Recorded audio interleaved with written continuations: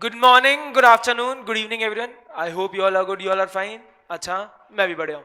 तो भाई आज हम क्या कर रहे हैं, कंपनी लॉ के अंदर जो अमेंडमेंट हुए हैं the which is applicable for your attempt, that is December 21 या नवंबर 21, जो भी बोले, उनके लिए जो अमेंडमेंट है उसको आज हम कंप्लीट करेंगे, समझेंगे क्या हुआ है। अच्छा, आपको मैंने पहले भी बताया था कि दिसंबर वाले अटेम्प्ट में 30 अप्रैल तक के अमेंडमेंट एप्लीकेबल होते हैं और मई वाले एग्जाम में अक्टूबर तक, 30 अक्टूबर तक। तो भाई आपके जो अमेंडमेंट्स हुए हैं जो आप पर एप्लीकेबल हैं, 4-5 बेसिक अमेंडमेंट्स हुए हैं, वो हम देखेंगे। हम कैसे देखेंगे, मैंने आपको लिंक भी भेज दी थी फाइल की, आरटीपी के अंदर आता है हर बार। तो हम कैसे देखेंगे अमेंडमेंट हुआ कहाँ है, अर्लियर प्रोविजन क्या था जो आपकी बुक में है ऑलरेडी, और उसकी जगह न्यू प्रोविजन क्या आ चुका है। समझे आप, बिल्कुल बेसिक। तो बुक में सबसे पहले निकाल लो 1% कंपनी, बुक में सबसे पहले निकाल लो 1% कंपनी, बुक में निकाल लो सबसे पहले 1% कंपनी। आप सबको याद है ना, एलिजिबिलिटी 1% कंपनी की क्या होती थी, इंडियन सिटीजन, नेचुरल पर्सन और resident in India.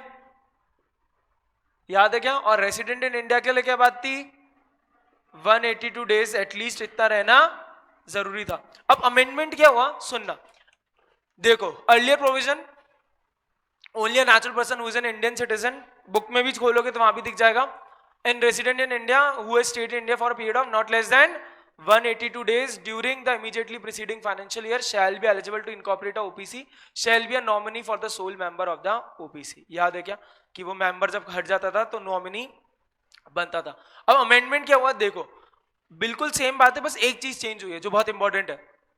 New provision क्या है, देखो पीडीएफ में भी आपको दिख रहा है न्यू प्रोविजन क्या है, only a natural person who is an Indian citizen, only a natural person. तो मैं बोलूं ये वाली बात अभी भी है, अमेंडमेंट में क्या है, ये वाली बात तो अभी भी है, इंडियन सिटीजन है तो ये वाली बात भी अभी भी है। ठीक है, ये दोनों बातें सेम है, only a natural person who is an Indian citizen whether resident in India or otherwise and has stayed in India for a period of not less than 120 days during the immediately preceding financial year shall be eligible to incorporate a OPC, shall be a nominee for the sole member of the OPC। ए तो amendment क्या हुआ है, amendment केवल एक basic हुआ है कि जो 182 डेज वाला क्राइटेरिया था ये हटके क्या हो गया है 120 डेज। तो रेसिडेंट इन इंडिया वाली बात के लिए क्या है, सेम बात वही है, बस एक अमेंडमेंट क्या हो गया है कि अब 120 डेज रहना कंपलसरी, किसमें, immediately preceding financial year, calendar year ध्यान मत रखना। क्या बात चेंज हुई, केवल 182 डेज को क्या हो गया अब 120। समझा, this is the old provision, this is the amended provision, सब कुछ सेम है, सब कुछ सेम है, बस ये वाला 120 डेज हो गया है। नेचुरल पर्सन में राइट, खून पसीना ये सब होना चाहिए, आर्टिफिशियल पर्सन नहीं होना चाहिए, तो कंपनी नहीं हो सकती थी। इंडियन सिटीजन, इंडियन सिटीजन होना चाहिए। याद करो नोरा फतेही नहीं बन सकती थी, मेरी मतलब सॉरी मेरी नॉमिनी नहीं बन सकती थी। हाँ ये हंस कर, ठीक है कोई बात नहीं, ठीक है ये बात हुई। अच्छा वो तो अभी भी है, वो तो अभी भी नहीं बन सकती, सॉरी नोरा। लेकिन अभी दिक्कत क्या है, अब मोदी जी अगर 120 डेज से ज्यादा पिछले साल रहे तो वो मेरे भाई अब मेंबर भी बन सकता है अगर वो ओपीसी बनाए तो, और वो मेरे नॉमिनी भी बन सकते हैं। समझ आया क्या ये बात, ये वाला प्रोविजन सबको समझ आया, सबके दिमाग में गया। ध्यान रखना अब एग्जाम में 182 डेज चेक नहीं करना है, एग्जाम में अब जानबूझ के लिख के भेजेंगे 180 डेज रहा। क्वेश्चन देखने के लिए जिसने अमेंडमेंट क्लास नहीं देखी है, जिसने अमेंडमेंट नहीं पढ़े, तो जानबूझ के लिख के देंगे ऐसी है कि 180 डेज रहा या 181 डेज रहा। ए आप आंखें चमक जाएगी आपकी, अरे 182 डेज नहीं है, कैंसल कैंसल। भैया अब हो सकता है, अब हो सकता है बिकॉज ऑफ अमेंडमेंट। हाथों हाथ आओ, इसका एक क्वेश्चन भी दे रखा है आईसीआई ने, आरटीपी में आगे क्वेश्चन भी दे रखा है, क्वेश्चन नंबर 20, क्वेश्चन नंबर 20 पे आओ, स्क्रॉल कर लो, क्वेश्चन नंबर 20 पे आओ। तुम लोगों को सामने स्क्रीन पे दिख रहा है ऑनलाइन वालों, देखो क्वेश्चन क्या है मैं पढ़ता हूं, जिसको आंसर आए बताना, रेज हैंड करना। Mister A is an Indian citizen and is stay in India during immediately preceding financial year is for 150 days, 115 दिन रहा है। He appoints Mr. B as his nominee who is a foreign citizen but has stayed in India for 130 days during immediately preceding financial year। तो भाई अभी तक question में क्या बात हुई, सर ए है एक इंडियन सिटीजन है, पिछले साल 115 डेज रहा है, प्रीसीडिंग इमीडिएटली फाइनेंशियल ईयर में, उन्होंने बी को नॉमिनी अपॉइंट किया है, फॉरेन जो फॉरेन सिटीजन है, लेकिन इंडिया के अंदर 130 डेज रहे हैं। तो अब अगला क्वेश्चन यह है कि क्या mister A is eligible to be incorporated as OPC, if yes. दूसरी बात है क्या वो मिस्टर बी को एमओए के अंदर नॉमिनी अपॉइंट कर सकते हैं क्या, जो बाद में ए मर जाता है या इनकैपेसिटी होती है तो मेंबर बन जाएगा। याद है क्या बात? जल्दी से बताओ, जल्दी से बताओ, रेज हैंड, क्वेश्चन पढ़ लो, अगर कंफ्यूजन है एक और बार, ऑनलाइन वाले भी पढ़ ले।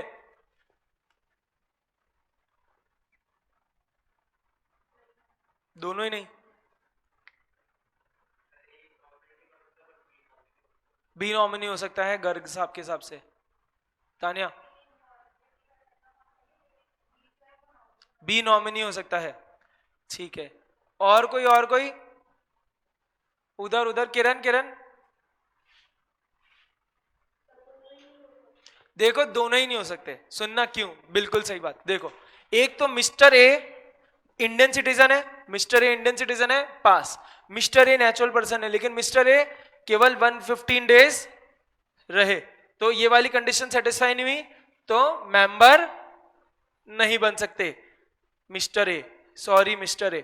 अब मान लेते हैं चलो एक बार नॉमिनी बन सकते थे क्या, तो देखो क्या नाम है, मिस्टर बी, जिनको nominee, mister B natural person है, ठीक है। Mister B is what, foreign citizen, तो ये चीज कैंसल क्या, लेकिन वो रेसिडेंट इन इंडिया है क्या? यस, रेसिडेंट इन इंडिया तो है 130 डेज, ये तो है, लेकिन याद करो तीनों कंडीशन सेटिस्फाई करनी जरूरी होती है, तो इसलिए दोनों नहीं हो सकते।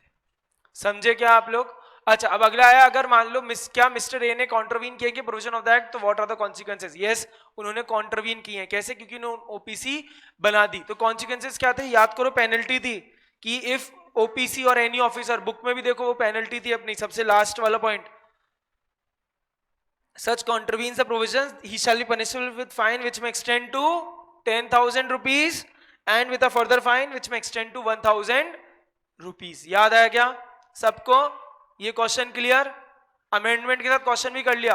तो अब एक चीज करो, बुक में जहां आपका ओपीसी वाला टॉपिक है ना, रेसिडेंट इन इंडिया क्वालिफिकेशन, वहां लिख दो वापस कि सी क्वेश्चन नंबर 20 ऑफ आरटीपी, वहां लिख लो कि तुम्हें वापस रिवाइज करने के लिए बात, जिससे तुम्हें ध्यान रहे दिमाग में, तो आरटीपी नवंबर 21 का क्वेश्चन नंबर 20 करना है, आरटीपी नवंबर 21 का क्वेश्चन नंबर 20 करना है, किधर?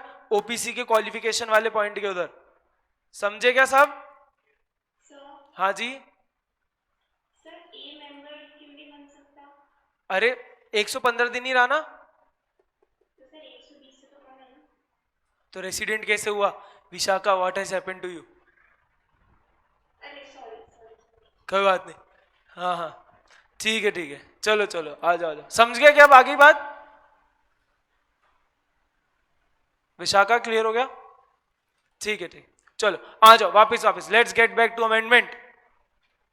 सेकंड अमेंडमेंट एक और ओपीसी में आया, आपके देखो वो पैराग्राफ था अपना कन्वर्जन ऑफ ओपीसी वाला, याद करो कोई भी ओपीसी आप अपन पॉइंट पढ़ते, पुराना वाला क्या था आपकी बुक में भी है, बुक में भी देखोगे तो देखोगे second last paragraph, OPC can not convert वाला मिला क्या बुक के अंदर? तो OPC cannot convert voluntarily into any kind of company unless 2 years have expired from the date of incorporation, except where the paid up share capital is increased beyond 50 lakh or its average turnover during the relevant period exceeds 2 crore rupees। याद है ना ये वाली बात? ये वाली बात में क्या बात थी कि अगर कोई OPC बनी है तो भाई तुम छोटी कंपनी हो तो तुम छोटी कंपनी रहो, तुम एकदम से कैसे कन्वर्ट होना चाह रहे हो, राइट? तुम्हें हम इतने सारे रिलैक्सेशन दे रहे हैं तो तुम एकदम से क्यों कर रहे हो? तो आप वॉलंटरली आप प्राइवेट या पब्लिक कंपनी में कन्वर्ट नहीं हो सकते थे। लेकिन देखो अगर बच्चा बड़ा हो जाता था कि बीच में बड़ा हो गया, कैसे कि या तो paid up share capital 50 lakh से ऊपर चल गया ड्यूरिंग द 2 years, या एवरेज एनुअल टर्नओवर 2 करोड़ से ज्यादा हो जाता था, तो याद करो कंपलसरी कन्वर्जन होता था। अब आई मजे की बात, आईसीआई ने तुम्हारे कर दिए मजे जीवन में, ये प्रोविजन ओमिट हो चुका है, ये प्रोविजन ओमिट हो गया है। अरे तो मजे की बात है, याद ही नहीं करना है, प्रोविजन ओमिट हो गया मतलब ऐसा कुछ नहीं रही बात। अब इसका मतलब क्या हुआ? इसका मतलब क्या हुआ? इसका मतलब क्या हुआ? कोई मुझे बता सकता है? क्या बोला मैंने? ये पहले प्रोविजन हुआ करता था जहां कन्वर्जन वाली बात होती थी कि मैं आगे होके कन्वर्ट नहीं हो सकता, अनलेस 2 केस थे जहां कंपलसरी कन्वर्ट होना पड़ता था। अब ये प्रोविजन ओमिट हो चुका है, ये provision omit, okay ta ta bye bye खत्म हो चुका है इस प्रोविजन का। तो इससे आपको क्या मतलब समझ रहा है, कोई बता सकता है? Sejal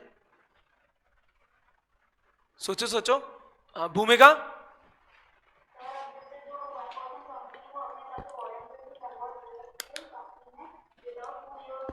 correct correct, very good very good. इस पॉइंट का मतलब यह है कि now the OPC can convert voluntarily कभी भी, 2 साल के बीच में भी हो सकती है, भले ही वो 2 एक्सेप्शन ना हुए तो भी। पहले होता था भाई वेट करना पड़ता था 2 साल का, तभी कन्वर्ट हो सकते थे, अनलेस वो 2 एक्सेप्शंस हो जाए। अब वो 2 एक्सेप्शन हो या ना हो, आपने ओपीसी बनाई आज, आपका मन कर गया नहीं यार प्राइवेट पब्लिक करेंगे, तो आप 2 दिन बाद भी प्राइवेट पब्लिक कर दो, कोई दिक्कत नहीं है। तो now there is no compulsion on conversion, conversion वाली क्या, sorry, now there is no compulsion on conversion also, and second thing now there is no restriction on voluntary conversion. तो पॉइंट क्या है, अब लिख लो उधर प्रोविजन के उधर, now OPC can convert voluntarily, now OPC can convert voluntarily, और उस प्रोविजन ओमिशन के उधर उसको काट देना कि अब ये बात नहीं है। समझे क्या आप लोग बात? सब सेकंड अमेंडमेंट भी समझ आया? भाई वापस सुन लो एक बार।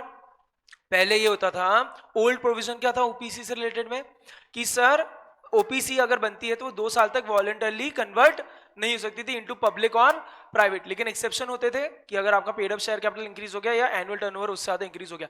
अब ये पूरा कंपनी लॉ के अंदर ये प्रोविजन ही पूरा अमेंडमेंट हो गया, खत्म हो चुका है, खलास।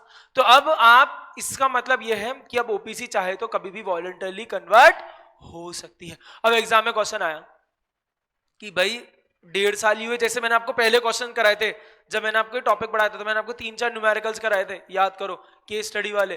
तो अगर मान लो ऐसा आया कि उनका शेयर कैपिटल आपको दिखाएगा 40 लाख, एवरेज एनुअल टर्नओवर दिखा देंगे 1.5 करोड़, तो दोनों कंडीशन नहीं हुई, और वो बोल रहे हैं कि मैं कन्वर्ट करना चाहता हूं, तो कर सकते हैं क्या?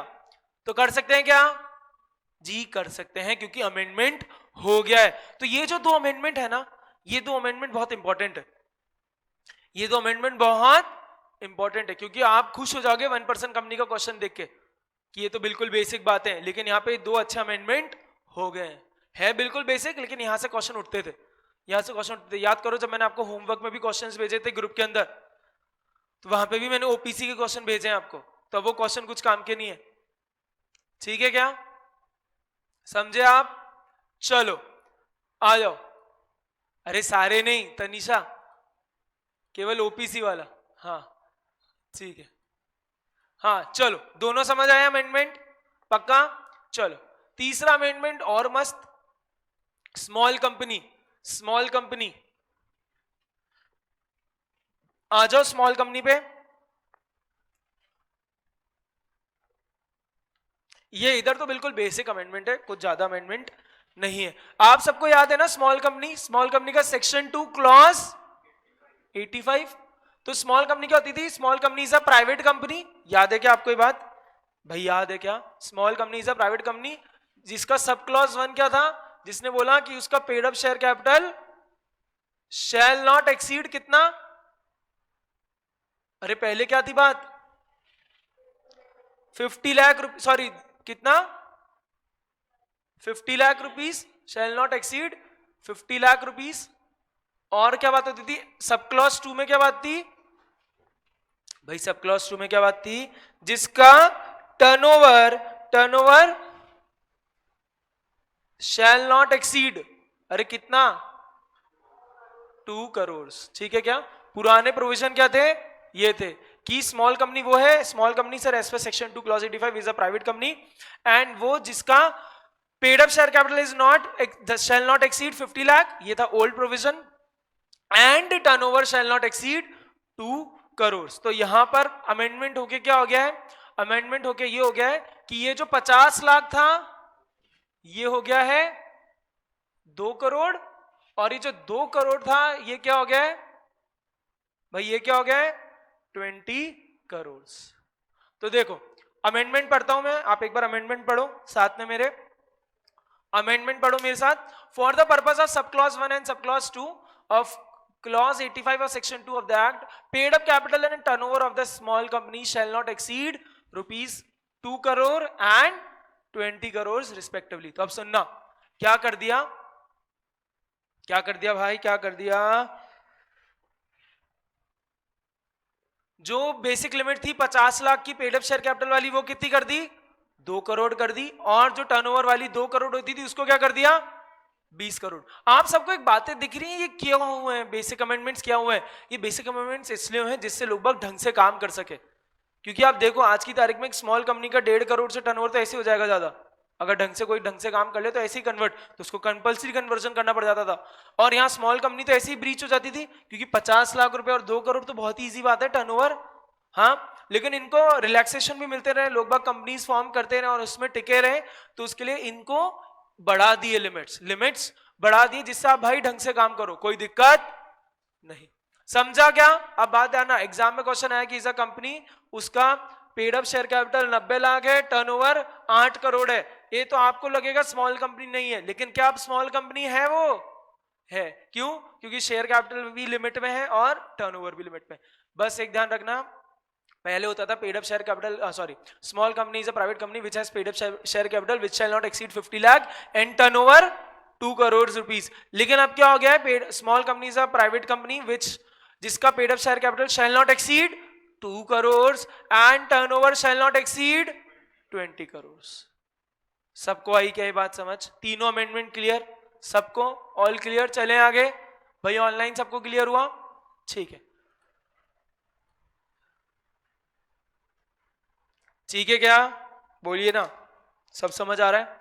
चलो अगला आया लिस्टेड कंपनी, अगला आया लिस्टेड कंपनी, बिल्कुल बेसिक लिस्टेड कंपनी, ये आपने कॉपी कर लिया, ओल्ड प्रोविजन, ये न्यू प्रोविजन। न्यू प्रोविजन में क्या करना है, ऐसे कॉपी करना है आपको, ओल्ड प्रोविजन सेम ऐसा लिखना, न्यू प्रोविजन में इसकी जगह 2 करोड़ लिखना, इसकी जगह 20 करोड़ लिखना, ऐसा करना, ठीक है क्या? समझे आप? न्यू प्रोविजन को ऐसे लिख देना। Everyone clear? ठीक है। अब अगला अमेंडमेंट है कौन सा? अगला अमेंडमेंट है किसमें? Listed company. तो अब सुनना, लिस्टेड कंपनी में एक बेसिक अमेंडमेंट हुआ है, बस बहुत बेसिक। लिस्टेड कंपनी की जो डेफिनेशन थी वही डेफिनेशन अभी भी है। क्या बोला मैंने? लिस्टेड कंपनी की जो डेफिनेशन थी वही अभी भी है कि listed company means a company which has any of its securities listed on any recognised stock exchange. यही था हमारा लिस्टेड कंपनी। लिस्टेड कंपनी क्या होता था सर? कोई भी ऐसी कंपनी जिसकी सिक्योरिटीज रिकॉग्नाइज्ड स्टॉक एक्सचेंज में लिस्टेड है, that is a listed company. Amendment देखो, अमेंडमेंट में सेम यही डेफिनेशन है, डेफिनेशन नहीं चेंज हुई है, डेफिनेशन सेम है। Listed company means a company which has any of its securities listed on any recognised stock exchange, तो डेफिनेशन इज सेम। लेकिन यहाँ पे एक बात ऐड कर दी है, यहाँ पे एक प्रोविजो ऐड कर दिया है, या मैं बोलूं एक एक्सेप्शन ऐड कर दिया है। यहाँ पे एक चीज का एडिशन हुआ है, उधर लिस्टेड कंपनी को उधर लिख लो, अमेंडमेंट में डेफिनेशन इज सेम, चाहो तो लिख सकते हो कि अमेंडमेंट के अंदर definition is same as old provision. अच्छा, ये एग्जाम में मत लिख के आना ऐसा कि definition is same as old provision, ये मैं आपको समझाने के लिए बोल रहा हूं, ठीक है? लेकिन यहाँ पे एक एक्सेप्शन है, मैं बोलूं प्रोविजो ऐड हो गया। देखो क्या, provided that such class of companies which have listed or intend to list such class of securities as may be prescribed in consultation with SEBI shall not be considered as listed company. तो सुनना, एक बार इसको वापस पढ़ो, सब के सब वापस पढ़ना ध्यान से, वो बोल्ड वाला जो है, जो ऐड हुआ है, एडिशन क्या हुआ है? Provided that such class of companies which have listed or intend to list such class of securities as may be prescribed in consultation with SEBI shall not be considered as listed company। तो क्या बात बोली? सुनना, अब सुनना एक बात, जब भी आपके लॉ में लिखा आता है ना as may be prescribed, लिखा है ना उधर भी, तो ये प्रिस्क्राइब करता कौन है? ये प्रिस्क्राइब कौन करता है? Central government. प्रिस्क्राइब कौन करता है? Central government. तो अब इधर क्या बोला? Provided that such class of companies which have listed, ऐसी क्लास ऑफ कंपनीज जो स्टॉक एक्सचेंज पे या तो लिस्टेड है और इंटेंड्स टू गेट लिस्टेड, और इंटेंड्स टू गेट लिस्टेड मतलब या तो वो स्टॉक एक्सचेंज पे लिस्टेड है ऑलरेडी, या वो आने वाले थोड़े टाइम में लिस्ट होने वाले, मतलब उन्होंने प्रोसेस चालू कर दी है लिस्टिंग होने की। एज मे बी प्रिस्क्राइब, ऐसी कंपनीज जो लिस्टेड है और intends to get listed as may be prescribed in consultation with SEBI shall not be considered as listed companies. अब सुनना, सेंट्रल गवर्नमेंट प्रिस्क्राइब करता है, लेकिन स्टॉक एक्सचेंज की बात है, लिस्टेड की है तो सेबी आएगा। तो भाई CG plus SEBI, CG plus SEBI मिल बैठेंगे दो यार, और क्या करेंगे, ऐसी कंपनीज जो भले ही स्टॉक एक्सचेंज पे लिस्टेड है या लिस्टेड होने वाली है, उनको फिर भी मना कर देंगी कि आप लिस्टेड कंपनी नहीं हो, आप लिस्टेड कंपनी नहीं हो, भले ही आप स्टॉक एक्सचेंज पे लिस्टेड हो। एज पर द डेफिनेशन, पुरानी डेफिनेशन और नई डेफिनेशन सेम है। डेफिनेशन के हिसाब से तो आप लिस्टेड कहलाओगे क्योंकि आपकी सिक्योरिटीज लिस्टेड है स्टॉक एक्सचेंज पे। लेकिन क्या बोला, एक अमेंडमेंट आया, एक एडिशन बात आई, एक एक्सेप्शन आया कि central government in consultation with SEBI फिर भी चाहे तो क्या कर सकता है, प्रिस्क्राइब कर सकता है क्लास ऑफ कंपनीज जो भले ही स्टॉक एक्सचेंज पे लिस्टेड है या फिर वो लिस्टेड होने वाले हैं, उनको फिर भी मना कर देगा कि भाई आप लिस्टेड कंपनीज की कैटेगरी के अंदर नहीं आओगे। समझ आई क्या बात? ये बात समझ आई, बिल्कुल बेसिक बात है। As may be prescribed in consultation with SEBI. अब सुनना, आप एग्जाम में मत लिख देना as may be prescribed by central government, ये मैं आपको बता रहा हूं एडिशनल नॉलेज। आपको जितना एडिशन है इतना ही बात करना है कि भाई listed companies are companies whose securities have been listed on recognized stock exchange provided that such classes of companies which are already listed on the stock exchange or intends to get listed on recognized stock exchange say as may be prescribed in consultation with SEBI shall not be considered as class of companies। की मतलब आप हो ऐसी company जो listed companies का category satisfy कर रहे हो, लेकिन फिर भी सेंट्रल गवर्नमेंट और सेबी साथ में मिलकर ऐसा आपको कह सकते हैं कि नहीं भाई आप लिस्टेड कंपनी नहीं हो। वो लिस्ट अभी आई नहीं है, आपको उतना दिमाग नहीं लगाना। आप बस ये देख लियो, भले ही आप वो कंपनीज लिस्टेड हो सकती है, लेकिन फिर भी सेंट्रल गवर्नमेंट ने और सेबी ने साथ में मिलकर बैठा, बोले ये लिस्टेड कंपनी नहीं तो कैंसिल, आप लिस्टेड कंपनी की कैटेगरी में नहीं आएंगे। ये एडिशन हुआ केवल, कौन सा, ये वाली बात एडिशन हुई है, बाकी बात पुरानी सेम है। समझे क्या आप चाहो तो ऐसे कॉपी कर लेना। लिस्टेड कंपनी की amendment definition is same as old provision, एक एक्सेप्शन डाला है कि प्रोवाइडेड वाली बात, उसको आप घर जाके या बुक में अभी उधर कॉपी कर लेना या एक पेज अलग से लेके उधर कॉपी कर लेना। ये वाली बात पूरी, ये नहीं है आपके नोट्स के अंदर ना ही बुक के अंदर, कि provided such companies which already are listed on the stock exchange or intends to get listed on a recognized stock exchange as may be prescribed in consultation with SEBI shall not be regarded as listed companies। समझ आया सबको? Clear? उधर भी online भी ठीक है। ये इसका भी दिमाग मत लगा इतना। आ जाओ, लास्ट अमेंडमेंट, बिल्कुल बेसिक। आ जाओ, सेक्शन 8 सबसेक्शन 11, सेक्शन 8 सबसेक्शन 11 मतलब small company. Section 8 small company था, याद है क्या भाई? याद है क्या? बोलो। हाँ जी, हाँ तो सेक्शन 8 ही तो बोला मैंने क्या बोला? ओह सॉरी, मेरे दिमाग में ज्यादा अमेंडमेंट हो गया, वापिस आओ। सेक्शन 8 कौन सी कंपनीज थी? चैरिटेबल ऑब्जेक्टिव्स वाली कंपनी। भाई वापिस सारे आप लोग करेक्ट कर ले, मैंने गलती से बोल दिया था। सेक्शन 8 कौन सी कंपनीज थी? चैरिटेबल ऑब्जेक्टिव वाली कंपनी, ठीक है। अब इधर केवल एक ही जगह करेक्शन हुआ है, इसकी पेनल्टी में। याद करो सेक्शन 8 में आप कॉन्ट्रवेंशन करते थे तो पेनल्टी पड़ती थी कंपनी को, officer in default and every director को पड़ती थी। उधर अमेंडमेंट हुआ है, किधर? सेक्शन 8 सबसेक्शन 11 में पेनल्टी के अंदर अमेंडमेंट हुआ। बिल्कुल बेसिक और इजी हो गया आपके लिए काम, मैं बोलूं तो। ओल्ड प्रोविजन, न्यू प्रोविजन, या बोले तो अमेंडमेंट। देखो ओल्ड प्रोविजन पढ़ते हैं, आपकी बुक में भी है तो आप वहीं से चाहो तो पढ़ सकते हो। सबको मिल गया पेनल्टी, पनिशमेंट, कॉन्ट्रवेंशन बुक के अंदर भी।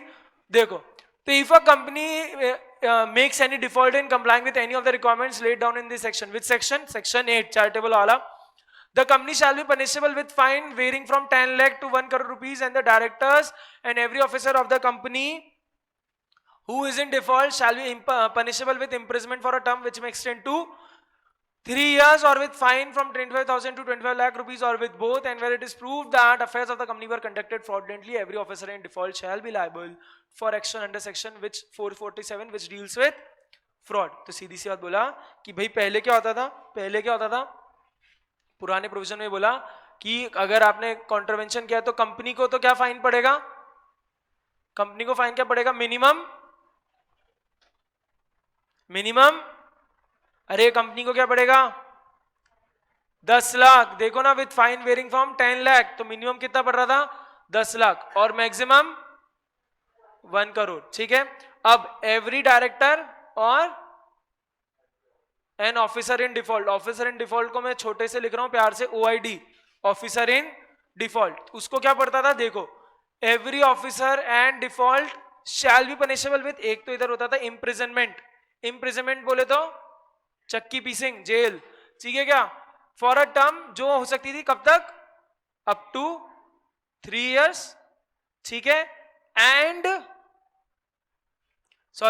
Up to 3 term up to 3 years, और फाइन क्या है भाई, मिनिमम 25,000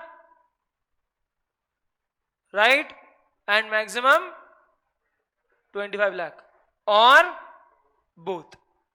ठीक है, क्या बोला भाई, कंपनी को तो सर फाइन पड़ता था मिनिमम 10 लाख, मैक्सिमम 1 करोड़।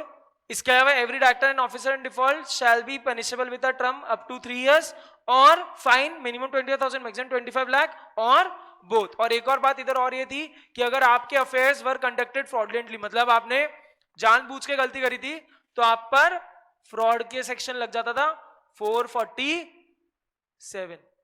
ठीक है, मतलब फ्रॉड की पेनल्टीज भी लग जाती थी। समझा क्या, याद है क्या बात?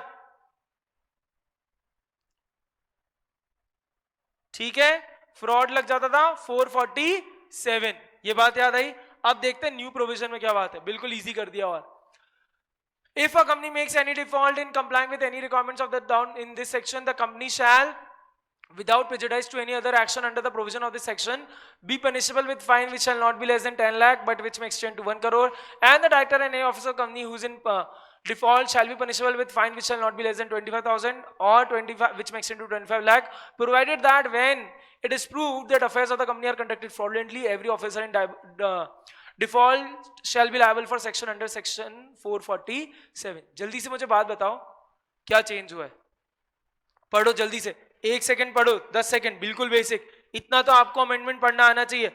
10 सेकंड आपको, देखो क्या चेंज हुआ है। ए नहीं,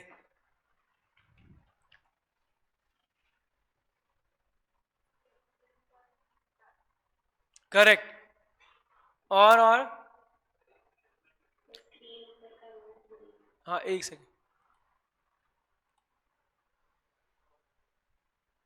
देखो ऊपर वाली बात तो सेम है, आप तो यही देखो।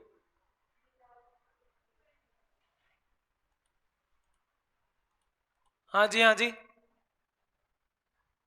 भाई, सीधी सी बात देखो, चक्की पीसिंग हट गई है, बाकी सब सेम है, सब कुछ सेम है एज इट इज, इम्प्रिजनमेंट हट गया। तो अब न्यू अमेंडमेंट क्या है, न्यू अमेंडमेंट ये है कि कंपनी को सेम फाइन कितना, वो ये क्या, कितना, मिनिमम 10 लाख, मैक्सिमम 1 करोड़। ठीक है, फिर इसके अलावा बोला है every director and officer in default, इनको क्या बोला, इनको ये बोला फाइन मिनिमम 25,000 मैक्सिमम 25 लाख। और एक बात और क्या बोली है, अगर इफ द, ये वाली जो काम हुआ था, ये जो कांड हुआ, ये जानबूझ के किया था, ये जो कॉन्ट्रवेंशन था, if the affairs of the company were conducted fraudulently, fraud वाला सीन था, तो 447 भी लग जाएगा। ठीक है क्या, तो प्रोविजन 447 के लग जाएंगे। समझ आई क्या आपको ये बात सबको? तो भाई ये एक बार कॉपी कर लो, न्यू प्रोविजन, ये आपको यही याद रखना है, इसको भूल जाना, इसको भूल के इस पे मूव ऑन कर जाओ, कहीं तो कर पाओ। ठीक है, हाँ समझे क्या सारे? चारों अमेंडमेंट हो गए हमारे। एक बार 2 मिनट में मैं आपको सारे अमेंडमेंट वापस क्लियर कर रहा हूं। आ जाओ आ जाओ आ जाओ, आप लोग भी स्क्रॉल कर लो, आ जाओ। तो भाई सबसे पहला अमेंडमेंट आया रेसिडेंट वाली चीज में, ओपीसी में। सबसे पहला अमेंडमेंट किधर आया? रेसिडेंट इन ओपीसी में आया। तो वहां पे पुराना क्या था? Natural person Indian citizen on resident in India. Resident in India लेकिन क्या होता था? 182 डेज। बस अमेंडमेंट क्या हुआ है न्यू में? एलिजिबिलिटी में for both nominee and the member. क्या अमेंडमेंट हुआ? केवल 182 डेज किससे रिप्लेस हो गया है? 120 डेज से। नेचुरल पर्सन सेम है, इंडियन सिटीजन अभी भी सेम है। 120 डेज वाली बात हट गई है, समझे क्या आप लोग? ठीक है, हाँ हाँ, 182 डेज से 120 डेज रिप्लेस हो गया है, ठीक है। अब 182 डेज मत देखना, रेसिडेंट के अंदर अमेंडमेंट है। सेकंड आया कन्वर्जन वाला। पहले बहुत माथा पीछे होती थी कि अप टू 2 इयर्स नहीं हो सकते कन्वर्जन वॉलंटरी, और अनलेस वो paid up share capital 50 lakh से ज्यादा हो गया या एवरेज टर्नओवर 2 करोड़ से ज्यादा हो गया। लेकिन अब ये प्रोविजन ओमिट हो चुका है, ये हट चुका है। तो now the OPC can convert voluntarily irrespective of its paid up share capital or turnover, or irrespective of the period of its incorporation। समझे क्या? ये प्रोविजन अब वॉलंटरली कन्वर्ट हो सकती है। तीसरा आया स्मॉल कंपनी में, बेसिक डेफिनेशन में अमेंडमेंट हो गया क्या कि जो paid up share capital 50 lakh से ज्यादा नहीं होना चाहिए था और टर्नओवर 2 करोड़ से ज्यादा नहीं होना चाहिए था। अब वो अमेंड होकर क्या हो गया कि paid up share capital shall not exceed 2 crore and turnover shall not exceed 20 crore. ठीक है। चौथा आया लिस्टेड कंपनी। लिस्टेड कंपनी की डेफिनेशन सेम है, बस एक बात अमेंड हो गई है कि provided that such classes of companies which have listed or intend to get its security listed on the stock exchange as may be prescribed in consultation with SEBI will not be regarded as listed companies। Prescribe कौन करेगा? Central government. किसके साथ बैठ के? सेबी के साथ। ठीक है, आ जाओ। एक लास्ट और हुआ, चैरिटेबल ऑब्जेक्ट्स वाली कंपनी का अगर कॉन्ट्रवेंशन करते थे तो ये फाइन्स वगैरह होती थी और साथ में इम्प्रिजनमेंट भी होता था। मैं बोलूं टर्म लिख दिया मैंने, इम्प्रिजनमेंट लिखते हैं वैसे, इम्प्रिजनमेंट भी होता था, बोलते चक्की पीसिंग, लेकिन इम्प्रिजनमेंट अब हट गया है। बाकी फाइन अभी भी सेम है, लेकिन 447 के अंदर चक्की पीसिंग आ जाती है, लेकिन उससे अभी आपको मतलब नहीं है, वो इंटर में आएगा आपके। ठीक है, आप तो बस लिख देना अगर ऐसा क्वेश्चन में आया कि फ्रॉडेंटली था तो 447 लिख देना कि 447 के हिसाब से पेनल्टी बढ़ेगी। तो भाई सारे प्रोविजन क्लियर, 5 प्रोविजन देखे हमने, सारे क्लियर है। आई होप आप सबको क्लियर है। वो मैंने आपको आरटीपी का क्वेश्चन भी मार्क करा दिया था, वो भी आप कर लेना। ठीक है, तो भाई आई होप आपको समझ आया होगा सारे अमेंडमेंट्स। इसको वापस एक बार घर जाके देख लेना, फिर भी कोई कंफ्यूजन हो तो मेरे से पूछ लेना। ठीक है, मिलेंगे वापस। Till then take care.